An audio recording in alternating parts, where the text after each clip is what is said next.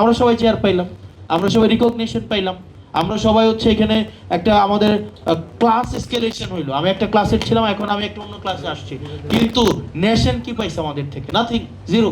আমরা প্রতারণা করেছি তাদের সাথে, পুরো জাতির সাথে আমরা প্রতারণা করেছি।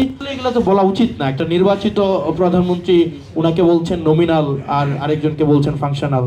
তো এটা আমাদের জন্য, একই পার্লামেন্টে বসি, তো এটা আমাদের জন্য একটু একটু খুব খারাপ লাগে। ক্ষমতাসীন দল যারা আছে তাদের প্রয়োজনে তারা 2024 সালের জুন মাসে, এপ্রিল মাসে, মে মাসে তাদের মনস্তত্ত্ব কী ছিল সেইটার লিটমাস টেস্ট অনুযায়ী তাদের আসলে সিদ্ধান্ত নেওয়া উচিত।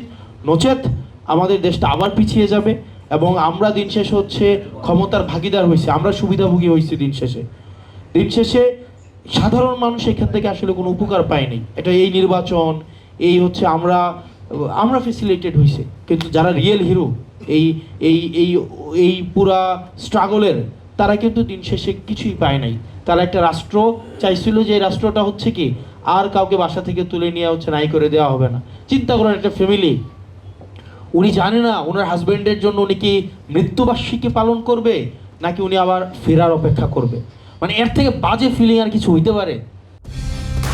কালার এক্সপার্ট, জর্জ স্যাপ এবং মাইল্ড অন হ্যান্ডস টেকনোলজি সমৃদ্ধ অরিক্স ক্রিস্টাল ওয়াশ আপনার লন্ড্রি এক্সপার্ট। মানে উনি কি কিসের জন্য দোয়া করবে? ওনার হাজব্যান্ড, একটা গুম হওয়া একটা ফ্যামিলির, ওনার হাজব্যান্ড নিয়ে গেছে, উনি কি মৃত্যুবার্ষিকীর জন্য, উনি কি ওই যেদিন নিয়ে গেছে ওই দিন কি উনি মৃত্যুবার্ষিকী পালন করবে, না উনি ওনার হাজব্যান্ডের ফেরার অপেক্ষা করবে? মানে উনি জানেন না, মানে এর থেকে মানে বাজে ফিলিংস আর পৃথিবীতে কিছুই হইতে পারে না। প্রত্যেকটা অপরিচিত মানুষকে যখনই বাসায় হচ্ছে একটা টোকা আসে, কলিং বেল বাজে, সে মনে করে যে তার স্বজন ফিরে আসছে।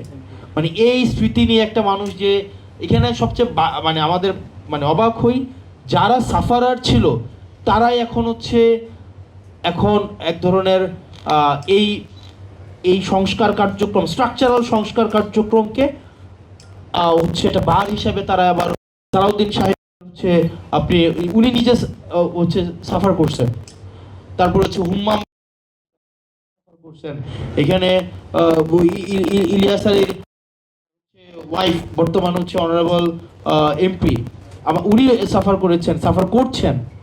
উনারাই এখন আবার এটার এগেনস্টে যাচ্ছেন। মানে এটা খুবই ডিসগ্রেসফুল আমাদের জন্য, জাতি হিসাবে ডিসগ্রেসফুল, আমরা জেনারেশন হিসাবে এটা আমাদের জন্য ডিসগ্রেসফুল। আমি এমপি হয়েছি, কি লাভ হয়েছে বলেন?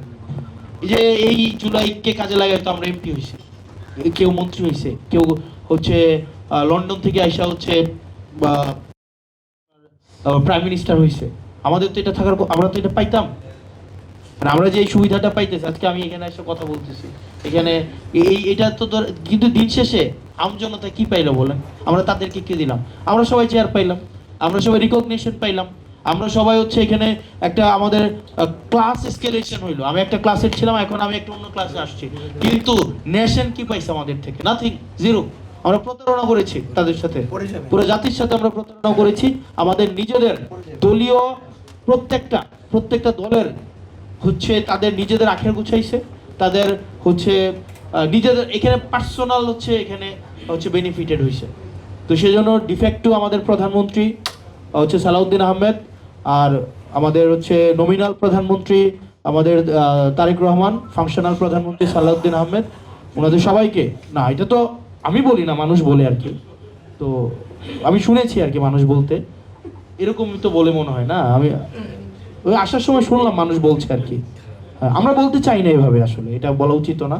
মানুষ বলে যে নমিনাল প্রধানমন্ত্রী তারেক রহমান আর ফাংশনাল প্রধানমন্ত্রী হচ্ছে সালাউদ্দিন আহমেদ, এগুলো আসলে শুনতে বাজে শোনা, এগুলো আমরা বলা উচিত না আমাদের জায়গা থেকে। এগুলা আপনারা বলবেন না, যারা বলেছেন ওই সময় তারা বলবেন না এইসব জিনিস।